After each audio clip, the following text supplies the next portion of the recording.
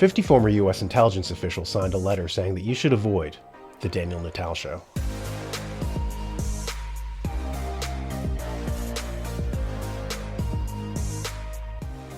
As you know, I've been reading that UN document that they put out regarding the climate change conference that they're having in mid-November.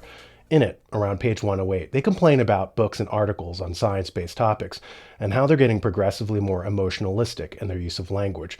They write, "Since the 1980s, there has been a reversal in a trend dating from the mid-19th century of rational language dominating sentiment-laden language in fact-based argument." They then show a graphic entitled "The Great Reversal from Rationality to Sentiment in Fact-Based Argument."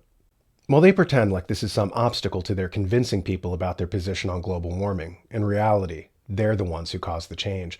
You'll notice that there's a big change around 2012. What also happened in 2012?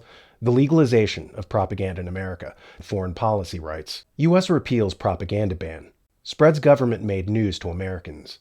In it we read, "For decades, a so-called anti-propaganda law prevented the U.S. government's mammoth broadcasting arm from delivering programming to American audiences. But on July 2nd, that came silently to an end with the implementation of a new reform passed in January. The result, an unleashing of thousands of hours per week of government-funded radio and TV programs for domestic U.S. consumption, and a reform initially criticized as a green light for U.S. domestic propaganda efforts."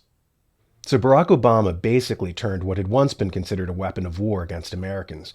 It was at that time period that we saw a tidal shift away from facts to feelings. Why? The modus operandi of propaganda is irrational emotions, overblown sentiment. Thus it tends to use emotionalistic words rather than logic, facts, or evidence. Around 2012, the government was panicked by the Occupy Wall Street protests. And right on cue, the mainstream media was charged with flooding the culture with cries of racism, to get working-class blacks to fight working-class whites.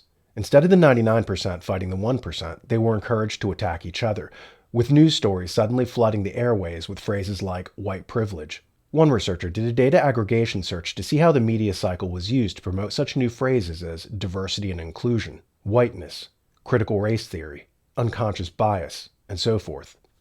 In summation, it's galling to see the United Nations pretend as if the media language shifted from rational to emotional based spontaneously, as if the oligarchical class whose interests they represent weren't the ones who did it.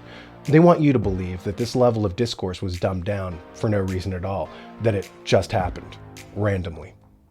When the news leaves a bad taste in your mouth, luckily, there's the Daniel Natal Pez dispenser.